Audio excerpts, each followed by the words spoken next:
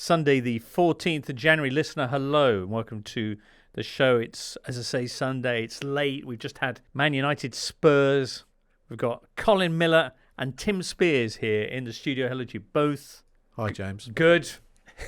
Still alive. Nice. And also joining us, having just trekked his way back from the game of the weekend, Everton Aston Villa, Daniel Storey. All right, Daniel? Pleasure to be here. Pleasure to leave that game. I hear what you're saying. That was one of just 5 matches, as you know, listener, across this Premier League weekend.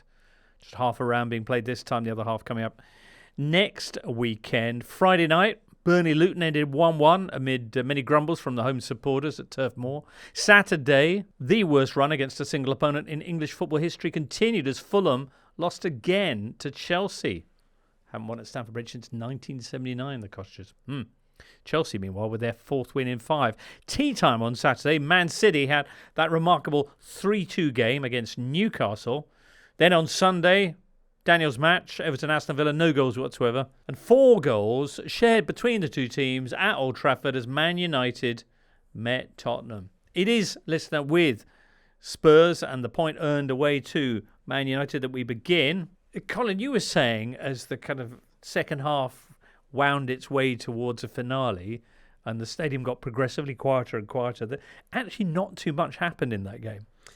Yeah, it was a really strange 2-2. I think the atmosphere, certainly in the second half, seemed to be quite notably flat, and maybe that's a little bit odd in the sense that United's sort of last big Premier League home game was that rousing comeback against Aston Villa on Boxing Day, but it didn't really seem like that was ever on the cards in this one. Tottenham were the better team. They had 63% possession. They had 6 shots on target. United only had the 2, from which they were both very good finishes, from which they scored. But yeah, this is a tale of 2 teams who've been missing quite a significant number of players each through injury. But Tottenham and Ange Postecoglou seem to have dealt with it much better than United and Erik ten Hag have. And I think you could just see that throughout this game, that they were a team who played with a much better identity and a much better shape. That they, if there was one team that was going to win, it seemed that they would be the one to do it, albeit Scott McTominay. Although Scott McTominay, Spurs, who had Romero and Van der Ven both back, and Timo Werner making his debut, Radu Dragusin coming on late on as well. Tim, how did you feel about Spurs performing still without Son and Kulusevski and Maddison, of course? Yeah, I mean, we expected a lot of the game. You rarely get a dull game when Spurs are involved, and you rarely get a game where there isn't something going on in terms of Man United and their narratives. And I guess it kind of went to plan. Really, it was a decent watch. It was an entertaining game. There were quite a few goals, a couple of attempts off the bar, nearly no goal, and then United nearly won it through a moment, which I guess was the only way they were going to. From a Spurs point of view, I thought, considering they looked much further ahead than Man United in their sort of evolution. Well, the manager's been there so much longer, of course. And as you mentioned, that's despite so many, almost half the team still missing, despite the fact that Romero and Van der Ven were back for this one, and Van der Ven makes such a difference. He was a little bit rusty on occasion and he went off with cramp, but he still saved Spurs from a couple of certain very good chances that would fall in United's way with his pace and his reading of the game. He covers for a doggy and Romero around him. He makes such a difference to that team. So he's back. That's great for Spurs, but they're still missing Maddison, Bissouma, Sarr, Son now as well. And Kulusevski missed this one. And that was where they fell down, was in the final third, where a lot of their potential opportunities fell at the feet of Brennan Johnson, who's, I don't want to dig him out, but he is pretty much front and centre of Spurs' attack. He's the one that's charged with creating these chances, and that final pass, that smart decision, just isn't quite there yet. I don't think Spurs were expecting it to be there at this point. He's still only 22. I think he was expected to be mostly a bench player this season, but he started somewhere between 12 and 15 games in a row now, and we're just not quite seeing that improvement from him yet. He's not quite taken it up a step, and I do have sympathy for him. He's as Daniel will be well aware, he's used to playing in a counter-attacking team, and now he's very much front foot, lots of the ball, got more time in the final third to think about those decisions. It's just not quite there yet. Meantime, one player who has really come to life under Ange's Richarlison is now on 6 goals in 6 Premier League matches. What's behind that change? I mean, he had he had a couple of months away. People will remember in September he was seen crying on the subs bench away with Brazil on international duty after he'd missed a gilt-edged opportunity, and he'd had a few weeks of that, of missing chances for Spurs and Brazil. He'd been carrying an injury for quite some time, and they decided to take action on that, and he had surgery on a groin issue. But I think a bit of a break's done him good mentally, just as much as physically. And you can imagine Ange Postecoglou is the type of manager to really take the pressure off and be like, come on, mate, don't worry about that. Let's just get back to doing what you enjoy doing. And I think we may see something similar with Timo Werner. There was some promising signs there. Again, it's a very initial look at him, but Richarlison sort of looking like his old self now, and that's great news for Spurs because they were having to play Son down the middle, which isn't his preferred position, albeit he was doing quite well there.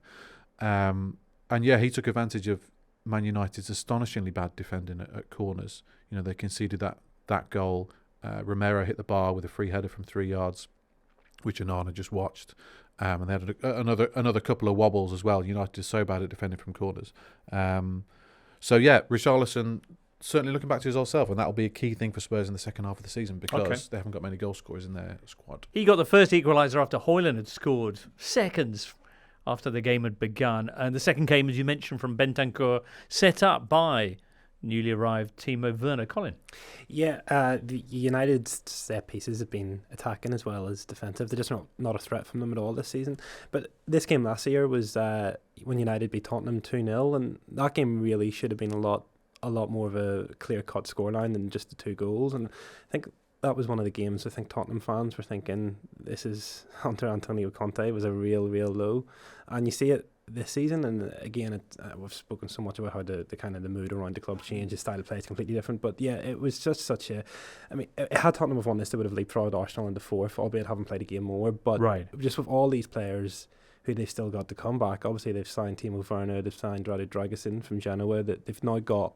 It feels like they've now got a squad that, and without European football as well, that they can potentially go on a very strong run the second half of the season. The fact they don't have any European football to worry about, excellent. So Jim Ratcliffe, repeatedly shown there in the stands.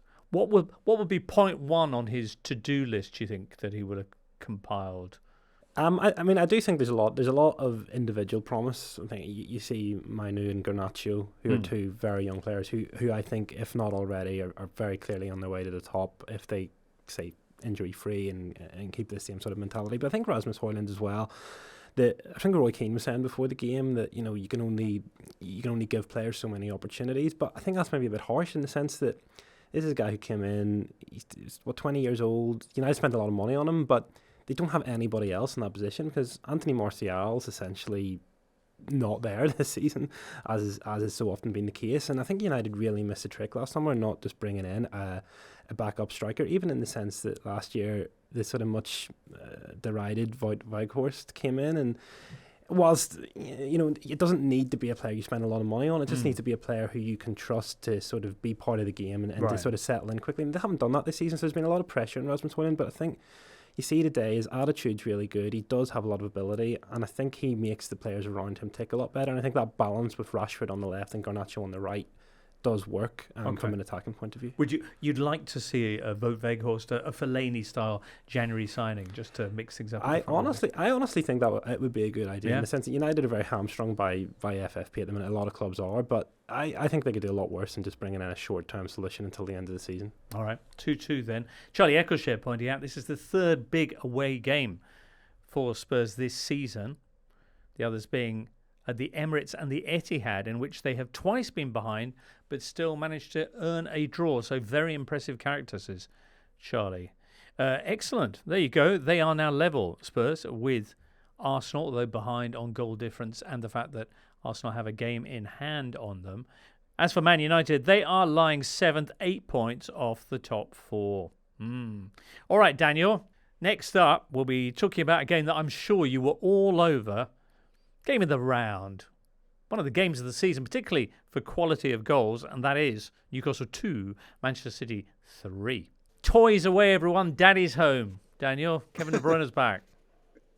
Yeah, it really did feel like that. I don't know if it's because of De Bruyne's sort of slightly muted personality or sort of lack of superstardom, but he's the best player in the Premier League, and he's started one game in all competitions this season away at Burnley, and I know Manchester City haven't been perfect, and they certainly haven't been smooth over the last couple of months, but I think everyone kind of slept on just how much of an impact he would cause. I didn't expect it to be this quickly off the bench and in quite so emphatic a way, but you just look at the way every other Manchester City player makes runs that they know that pass is coming. The goal was just outrageous. I don't think there's anyone else who can. He didn't hit it hard, and he hit it from miles out. And yet, at no point was the keeper saving it. At no point should the keeper have saved it. It's kind of hard to work out, but just that pure technique of the pass and the shot, and it's one of the very few times we've seen Guardiola sort of step into Mourinho celebration territory. That late winner. Obviously, it was an important goal of itself, but just that kind of statement of having De Bruyne back playing those passes. And yeah, I think having seen that last 25 minutes, I think it's, I don't think it's inevitable that City now romp to the title. But if De Bruyne stays fit between now and May, I don't see how anyone can stop him doing what he's been doing for half a decade. Although a lot of teams beating Newcastle of late. De Bruyne coming off the bench with 20 minutes to go. City at that point were 2-1 down. A goal and an assist later, and it was 3 points for the champions. We should talk about the goals, because I suggest it's game of the season, rather, in terms of just sheer quality. 5 of them.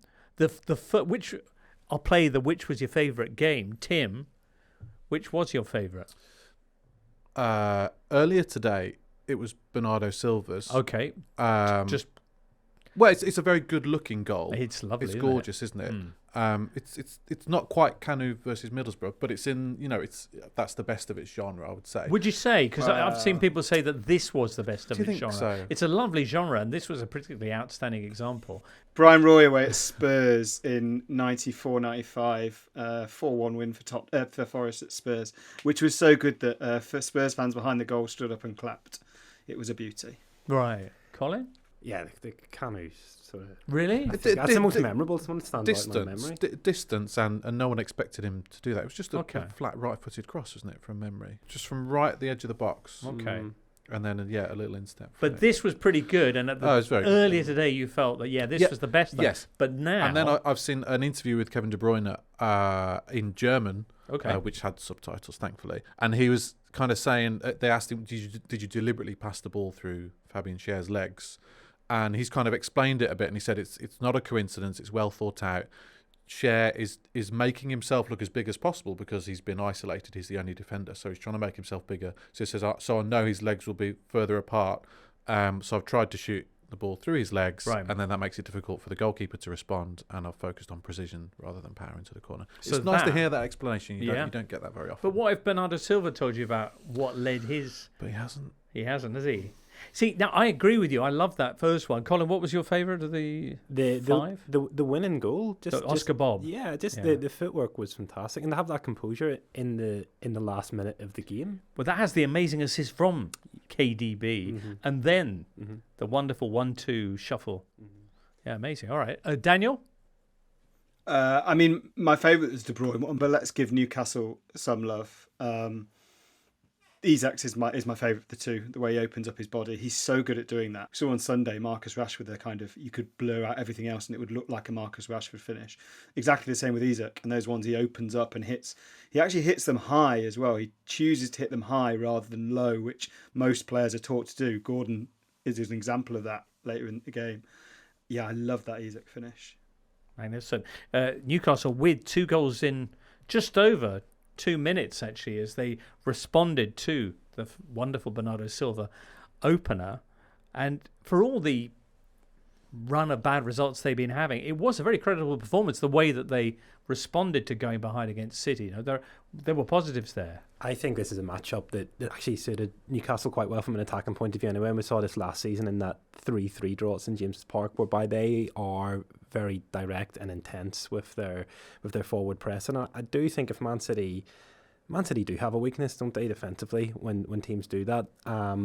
albeit City created plenty of chances themselves, but it did feel like the players like Anthony Gordon and players like Alexander Isak will cause that City defence problems, and they did. And you sort of felt whenever they got those 2 goals in 3 minutes and had the crowd behind them, and I think for Man City to come back from that, it does feel like a moment, doesn't it? Even despite the form Newcastle have been in, and it's with De Bruyne coming back into the team. And it was after the Huddersfield game in the FA Cup, and when De Bruyne came back, and Guardiola said, it's players like De Bruyne that win games. We can be playing well, but we won't necessarily win. But if you have somebody like that, or like Haaland coming on, right, they're just decisive, and that's exactly what happened here. Just somebody who, and you saw not just with the De Bruyne goal, but with the Bob goal as well, where he set it up. Just how much time he found and created in that central area of the pitch. I mean, there's very few players can do that. And okay, you can maybe say Newcastle were tiring at that stage, and so they maybe dropped off slightly. But to give him that room and for him to find that time and space, you know that he's going to hurt you. And that, I mean, De Bruyne is the best player in the Premier League, and he has been for quite a while. He's played 44 minutes in the Premier League this season and now has 1 assist, obviously. That's more than Anthony, and it's the same as Luis Diaz, Diogo Jota, Willian, Gabriel Jesus, Cody Gakpo, Leandro Trossard and Said Benrahma. Oof. So they got him back, and they're capable of scoring 3 of the finest goals we've seen this season, and that's without even the world's deadliest striker in their ranks. So yeah, so I was just going to mention as well about Oscar Bob. Oscar Bob, yeah, who's obviously sort of come onto the scene, and we think that whenever City sold Riyad Mahrez last summer, and they were sort of quite willing to do that, and even Cole Palmer, who's been fantastic for Chelsea, of course, but Man City still have Bernardo Silva in that position, and Phil Foden can play in that sort of position out in the right side of attack, and for Bob to be coming through, that's another player. So I think his emergence really kind of underlines why they were so open to those sales last summer, which maybe surprised a few people at the time, that they do have that depth there, even if it's not apparent. The players they have coming through are of a very, very high technical level, and he's just another that's come in and looks right at home. I received a bit of stick from a listener to this show earlier this season. We were talking about Man City's lack of squad depth, and there were some weird names on the bench, and right. I said Oscar Bob, who no one had Bob. really heard of at the time. Sounded like a silent movie star from the 40s. But ironically, he did sort of dance like Charlie Chaplin with his little shimmy tap dance for the winning goal. So I feel like we should pay. There you tribute go. to him. Dave Tickner on Football 365 says that Oscar Bob has now entered the pantheon of players can only be referred to by their full name. Although I noticed, Colin, that you just called him Bob. It's very much of a Joe Hart. Everybody always calls him Joe Hart. Joe Hart, Xavi Alonso, John Joe Shelby, the other examples from Dave Tickner. Oh, and he says, get Harvey Barnes to shuffle up a bit and make some room. There you go. Daniel Storey. I was just going to say about Newcastle. I saw a number of Newcastle fans, it's not the first time I've seen it, talking about Eddie Howe's kind of game management. They did sit really deep in that last 20 minutes, and it wasn't until really late on that Howe even made his first substitution. I think it was 86th minute they made a change when City had already scored 1 and were kind of swamping Newcastle. And it has become a bit of a pattern for Howe. I look back at other games, and they squandered a lead at Wolves, and he waited until the 72nd minute to make a change, and Wolves had scored by that point. He waited till the 89th minute against Everton when Newcastle lost 3-0 and Everton had scored twice just before he actually made that sub. And then against Liverpool, he kind of made an attacking change when Newcastle scored to make it 1-1 and didn't make another one until they conceded. And I think there are some questions there. I know the bench is really thin. They had like 5 defenders, 2 goalkeepers and a couple of kids. But that was crying out for players to kind of kill the game. Like Matt Ritchie was there, Dummett was there. These are kind of bodies and energy and effort more than quality. But they kept that front 3 on and they barely saw the ball in the last half an hour. They didn't have a counter-attacking threat. And there are a couple of questions about that. I know Newcastle fans will kind of be looking out for it now. It's also the first time since Eddie Howe took over they've lost 2 in a row at home. He was kind of appointed, they lost 2 in a row and then he was appointed. That was ostensibly why eventually he was appointed or the previous manager was sacked. And I don't know. He's being dealt a pretty difficult hand with injuries, but so are most managers at the moment. And I think there are just ways of. He said after the game, look, if we'd have got a draw, it would have been fine. And look, we got it wrong, but we'll learn. And I think, he just kind of isn't learning over the last 3 or 4 times this has happened. This one against Man City, but it's 6 defeats in 7 now, which is a rough run. They've also conceded 18 goals in the last 20 minutes of matches this season, which has obviously been in the Premier League. There's been a lot of them, but obviously in their Champions League group as well. The late goals against Milan, the late equaliser at PSG, those not seeing out games has killed them this year. And as Daniel says, that's about reacting in matches. And last season they just had such a strong defensive record. I mean, it was pretty much the best defence in the Premier League. Whereas this year, I mean, obviously the XG figures at Liverpool were one thing, but it does seem that they're certainly away from home more than at home. But even against City, it felt like City deserved maybe 3 goals in that match. Has created so much. And just quickly to finalise this on Man City themselves, this felt not big, not just in terms of the result, but looking at their sort of run of Premier League games that are coming up. They've got Burnley at home, they play Brentford home and away, they've got Everton at home, they've got Chelsea at home, they've got Bournemouth away and Manchester United at home before going to Liverpool on the 9th of March. So that's a lot of points that they could potentially pick up there, and we've already seen that they have gone on a slight winning run now, and they are the one team, aren't they, who you think, if you're going to put money on somebody to put together 9-10 wins in a row, it probably will be them, as they do most seasons.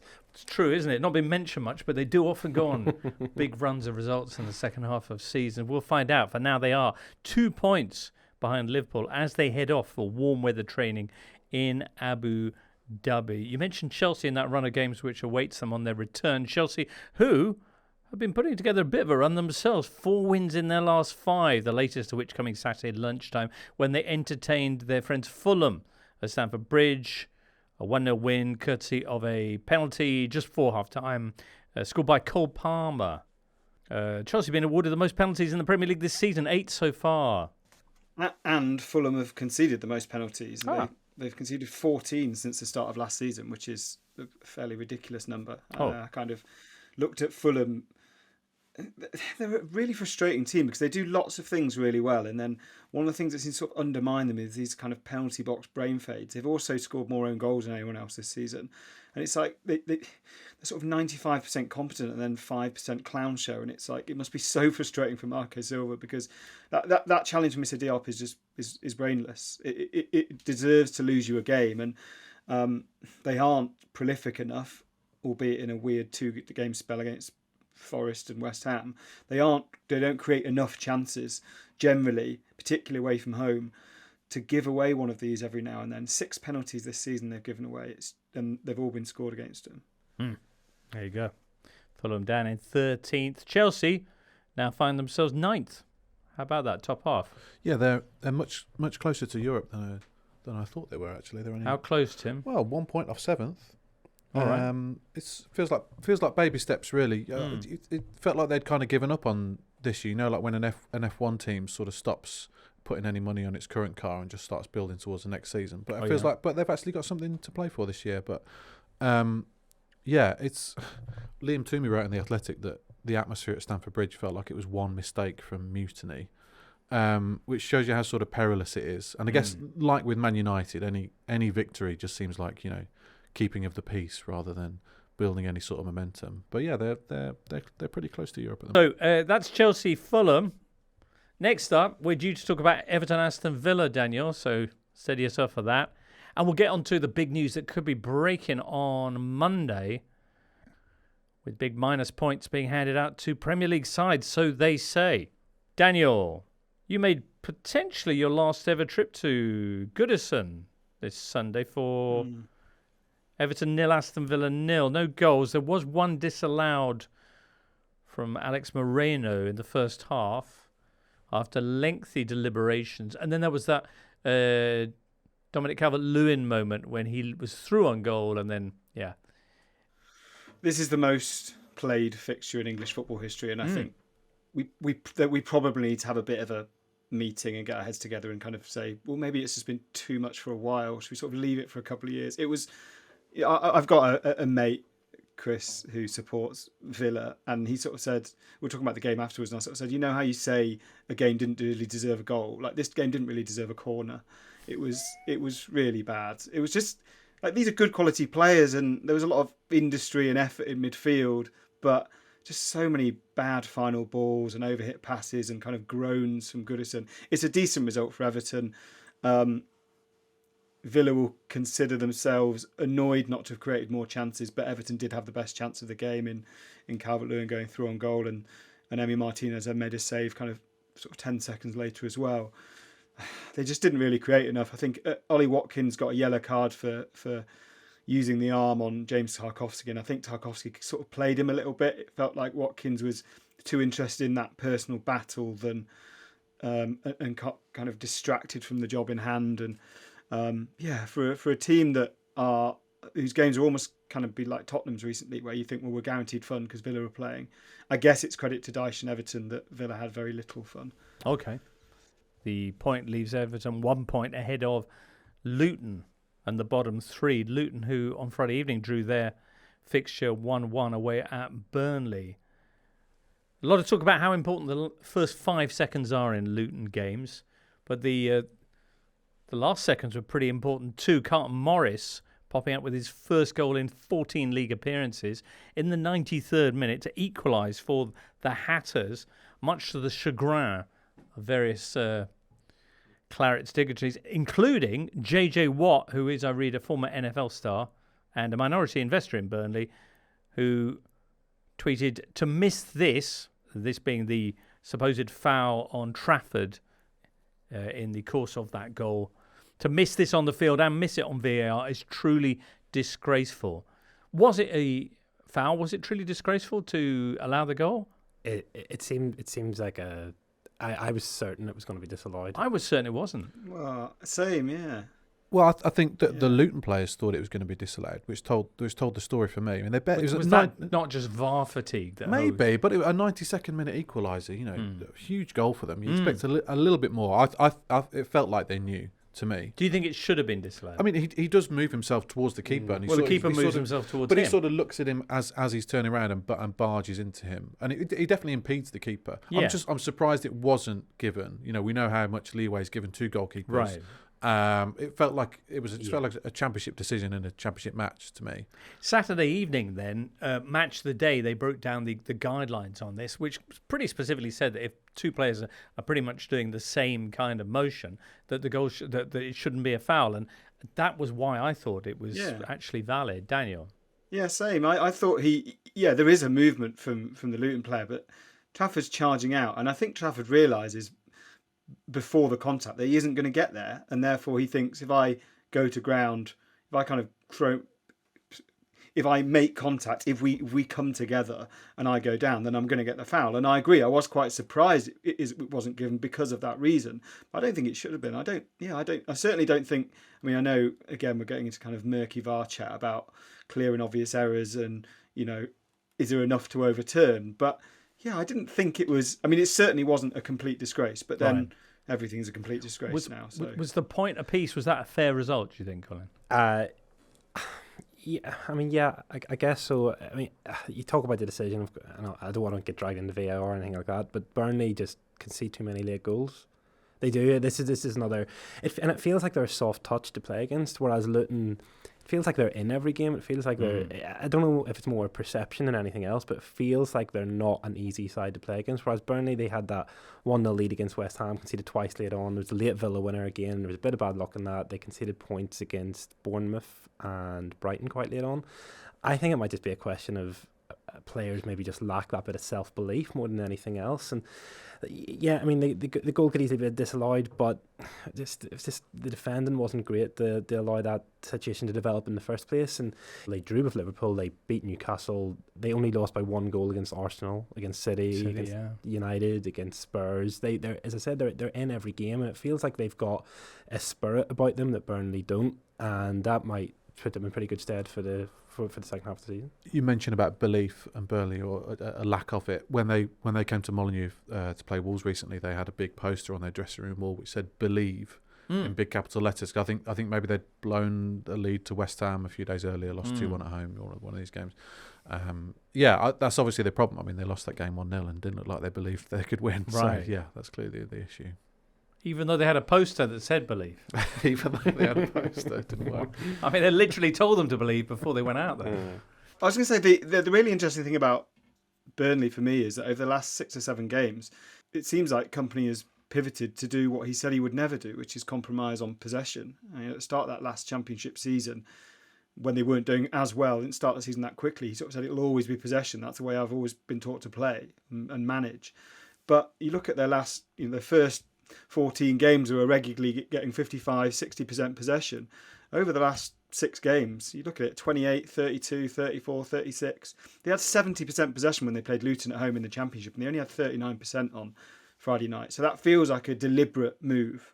And I guess Kompany feels like it's their only shot at staying up to do something different because it wasn't working. But it also makes him less secure, I suppose, because if he's there for this possession ethos and this philosophy, if you then change to sacrificing possession, everybody thinks, well, we might as well get the kind of firefighter manager in to do that. Yeah, so particularly if it works better. All right, well, for the moment, they are 5 points from safety. However, a big boost to their survival chances might come on Monday, with rumours flying this weekend of further FFP sanctions for some of their rivals. Wolves have been mentioned, although Tim's very much poo-pooing that story. Forest and Everton, the likely candidates we're hearing on Sunday evening. Forest, who are currently 4 points above the bottom 3. Everton, who, as I mentioned, only a point better off. For FFP breaches, you'll recall that Everton have already been hit with a 10-point penalty. That was for the period 2019 to 2022.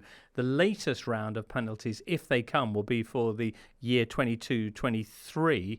But again, for failing to keep your spending within a certain parameter. Tim, we're a little bit hostage to fortune because many people will hear this maybe after the news is broken, but what is it likely going to look like? Yeah, expecting developments on Sunday night into Monday, with Everton and Forest being the two key sort of protagonists here. I mean, Everton displayed such indignation at their original ruling, this 10-point penalty, that it would seem surprising if they're going to get done again to the same extent. Well, they're busy appealing the first one anyway, no?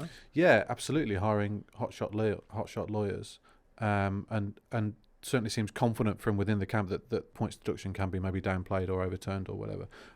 So to be done again will be an enormous blow, and feels unlikely. Daniel will know more from the Forest point of view, but it seems like those two are certainly in the firing line at the moment. I think one thing that we can say with confidence as well is that regardless of any definite outcomes, that FFP is maybe not doing the job everyone wants it to do, but it certainly is having an impact. And there's a lot of managers have come out this month, Unai Emery with Aston Villa, and even Enzo Maresca, the Leicester City manager in the Championship, saying that we can't sign anybody due to the regulations. There needs to be players out before players come in. And like even Newcastle fans saying, why can we not spend even with the owners that we have? And it's like, well, you look at how much money they have actually spent in transfers in the past couple of 12 to 18 months, and there's not really been very many outgoings. So the fact that that is in place to be like, well, you just can't infinitely spend without justifying it through revenues, and even Arsenal, Tottenham, Manchester United saying they can only have 2 loans this month. Yeah, and these are clubs who've got incredibly good revenue streams, incredibly strong revenue streams, but there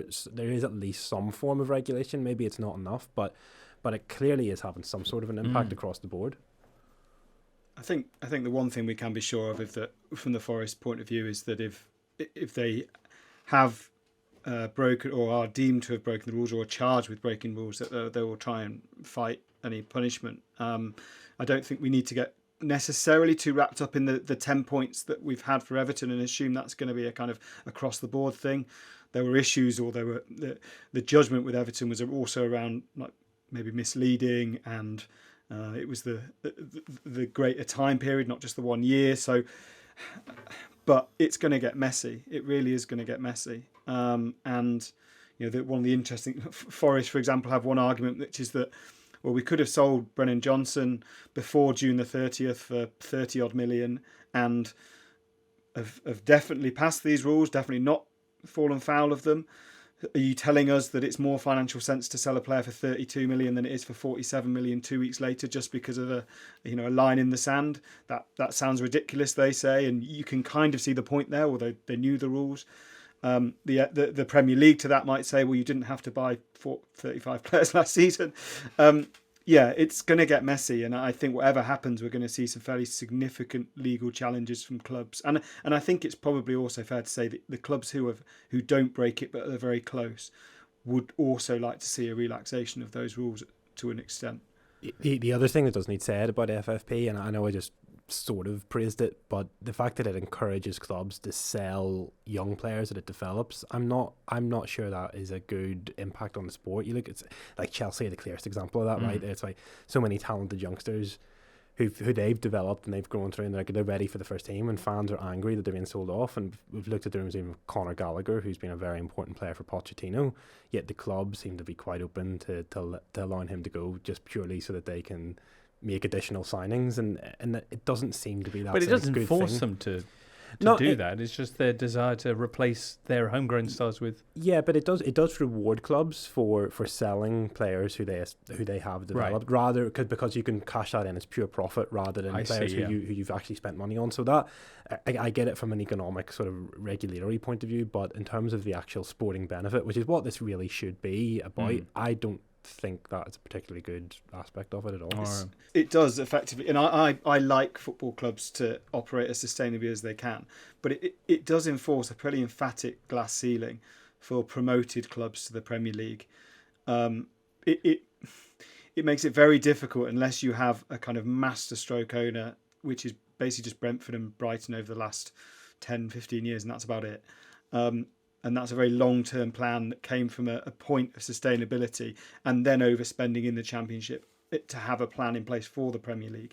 It's very, very hard for promoted clubs now to compete with clubs at the top without spending above those limits, because the limits are lower for a Championship club than they are for a Premier League club, and your losses in the Championship count towards the Premier League. If there was a kind of year dot when you get in the Premier League and it was 3 years rolling for that, I would get it. But it's very, very hard to come up and compete without doing that. All right. Suffering particularly with points penalties of late, you'd have to say, of Reading. We might touch on events with the Royals, particularly after a dramatic weekend for them. Among the many things we'll be touching on next, including Tim's trip to Darmstadt. Dramatic scenes this weekend, League One game against Port Vale. For Reading, halted on 16 minutes. It had already been held up once earlier on when the traditional tennis balls were thrown on. But this time around, when around 1,000 supporters made their way onto the field, the game was suspended. Basically, the fans forced the game to be suspended, part of their ongoing protests about the absentee Reading owner Dai Yongge, whose mismanagement of the side or club has seen them docked a total of 16 points through various different judgments since November 2021. Greg Double tweeting, just got to take a step back and realise this is Reading, not Millwall, Leeds, etc. We're a club that used to be sponsored by Waitrose, that when we play Fulham, it was called El Middle Clasico. We are this angry because we are terrified of losing our club. And you can understand it, they're down in the relegation zone of League One. Yeah, I'm going to Reading on Tuesday to meet some of the Sell Before We Die, which is the Reading kind of campaign group, and I mean it's a woeful situation, as often happens in these situations. Their initial protests, which are absolutely valid, have only kind of hardened the owner's stance, which is completely unhelpful for everyone. And there is a real risk of Reading going into liquidation here if an owner refuses to sell and would prefer to kill the club out of stubbornness than sell it, then protest is the only way. The one thing I'd like to say that I thought was really good is the Port Vale fans, who travelled quite a hell of a long way to get to Reading and could have been a bit annoyed that they hadn't seen their team play a football match they paid for, were, it sounds like, almost 100% supportive in terms of like chanting and congratulating Reading fans and sticking with them. English football fans are typically really, really bad at this sort of unity stuff. It's way, way, way behind Germany on it and Scandinavia on it.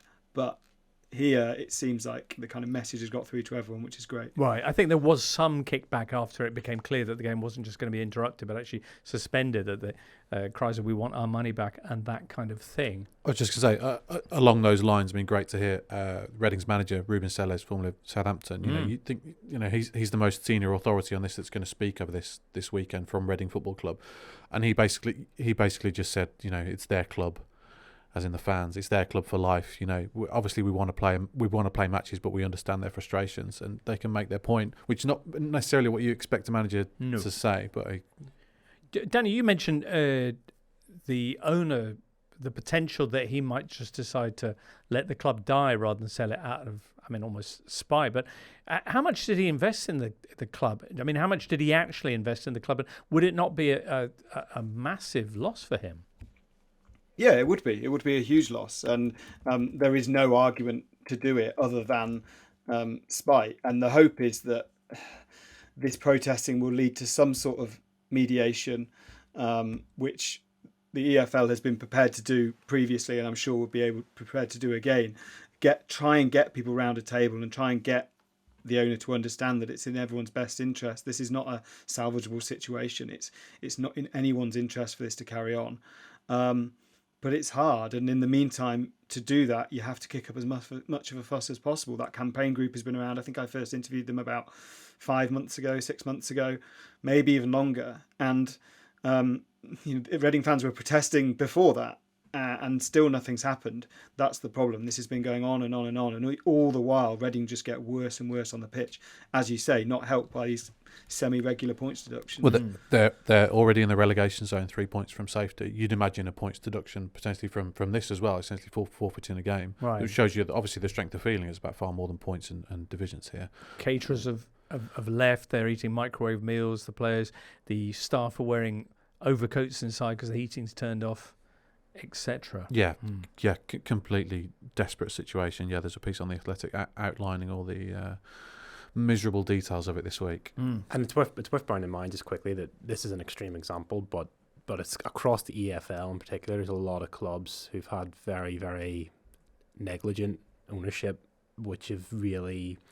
These are again. This is the thing. These clubs are community institutions. It's not just the fans who it does belong to, but there's so many people who are involved in terms of their pay slips and their month-to-month living that have that security that just this style of reckless absentee pretty much ownership inflicts upon them. It really is really, really bad. There's no other way of putting it, and it shouldn't be allowed to get to this point, but it has been. And I think football needs to look at itself a little bit as well in terms of just how can this be allowed to happen, whereby somebody owns a club and just does not care. I have total confidence football's going to take a long look at itself and immediately take measures to make sure this doesn't happen anymore now that it's been brought to their attention. Let's lighten the mood, Tim, by talking about what you got up to on Saturday.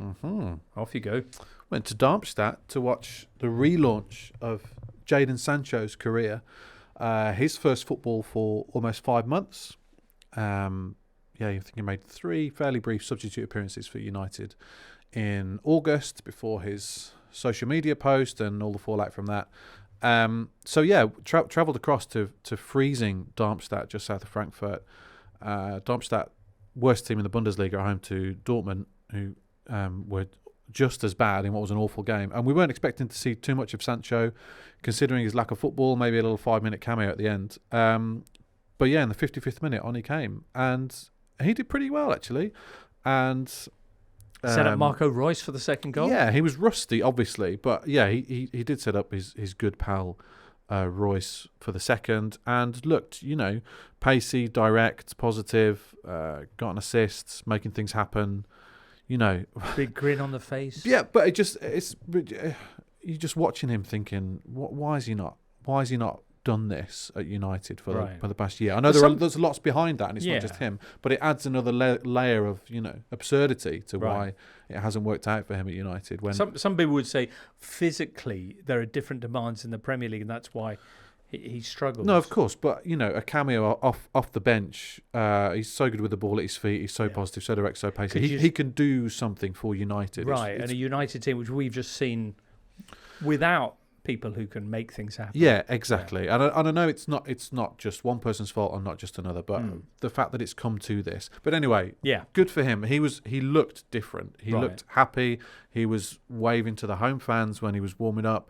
He was posing for selfies at full time, and he didn't speak to the lowly written media, but he did speak to the host broadcaster briefly after the match and said, he said how happy he is on a number of occasions, and he said he's home, and it just looks a much better fit for him. So hopefully, because there's a wonderful player here, and you can imagine the next 4 or 5 months are going to be very good for him.